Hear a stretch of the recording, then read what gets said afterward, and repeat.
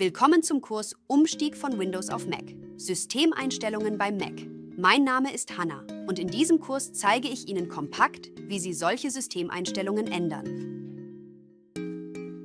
Der Umstieg auf den Mac bedeutet nicht, komplett neu zu lernen.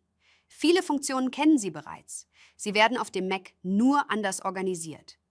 In diesem Training lernen Sie, wie Sie die Systemeinstellungen in macOS öffnen und Ihren Mac individuell anpassen. Nach Abschluss dieses Trainings können Sie Apps auf dem Mac sicher und effizient nutzen. Natürlich gibt es, so wie bei Windows auch, die Systemeinstellungen, mit denen Sie Optionen für Ihren Mac und verschiedene Programme definieren können. Um diese zu öffnen, klicken Sie entweder auf das Zahnrad-Symbol im Dock oder auf das Apple-Symbol im Menüband und dann auf Systemeinstellungen.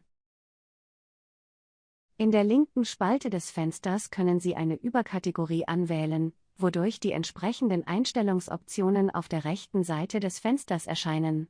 In den Systemeinstellungen können Sie Netzwerke, Benachrichtigungen und Energieeinstellungen verwalten oder Designmöglichkeiten Ihres Macs verändern. Ebenso können Sie Ihre persönlichen und Sicherheitsinformationen bearbeiten und allgemeine Optionen anpassen. Ganz unten finden Sie zudem auch Einstellungsoptionen für die Hardware. Die verfügbaren Systemeinstellungen sind ähnlich zu denen von Microsoft-Geräten, weshalb wir Ihnen ein paar Mac-spezifischen Einstellungen zeigen möchten, die für Sie noch neu sein könnten. Sie haben gesehen, wie unkompliziert der Umstieg von Windows auf den Mac ist.